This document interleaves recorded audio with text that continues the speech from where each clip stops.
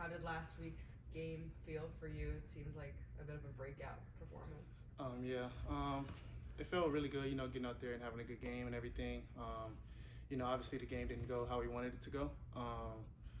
As far as that, we just got to finish, and we know we got to handle moving forward and everything. But overall, it went pretty straight, and it's good to know where we are as a team for sure. And you and the rest of the offense had a really good game against Baylor. So how do you make sure that you don't get discouraged by the result, knowing that you guys played well for a lot of the game?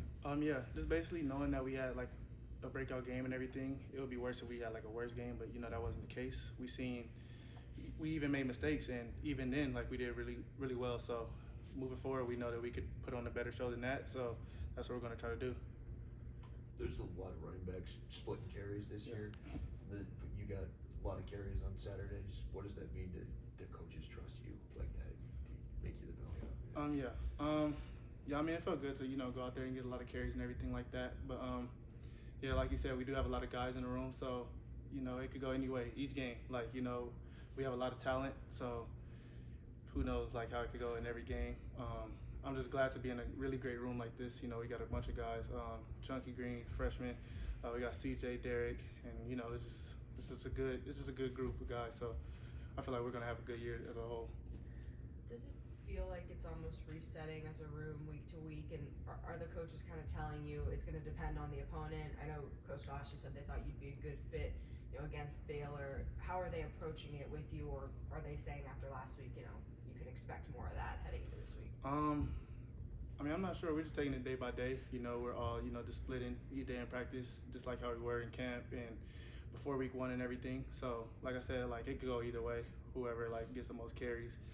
It really doesn't matter to me, as long as we do good as a team and, take that stride to just, win games and everything.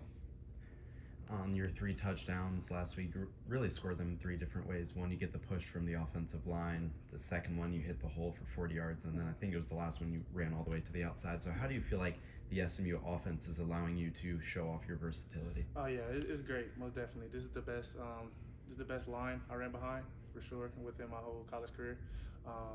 Definitely, like, probably, best quarterback, best offense as a whole, man. It's just great. Like, when you have an offense like this, you can do so much. You got Melo on the outside, you got Miz on the inside. I feel like we have weapons everywhere. There's no weak spot on our offense. So with that, you could do more stuff with the run game. When you are splitting carries with 3 other guys, is it more difficult to find a rhythm, and was it easier last week when they kind of just kept going to you? I wouldn't really say so. I feel like as a room we build off of each other's energy. So like, another running back could go for a good 10-yard gain, and then you can sub somebody else in. We could do the same thing, sub somebody else in. We'll score for a 50-yard gain. Like, I feel like we just feed off each other's energy. You don't really like take a rhythm. I mean, I guess in the first couple of plays, we got to get acclimated with the game and stuff like that. But as far as like subbing in and out, it's like there's no rhythm.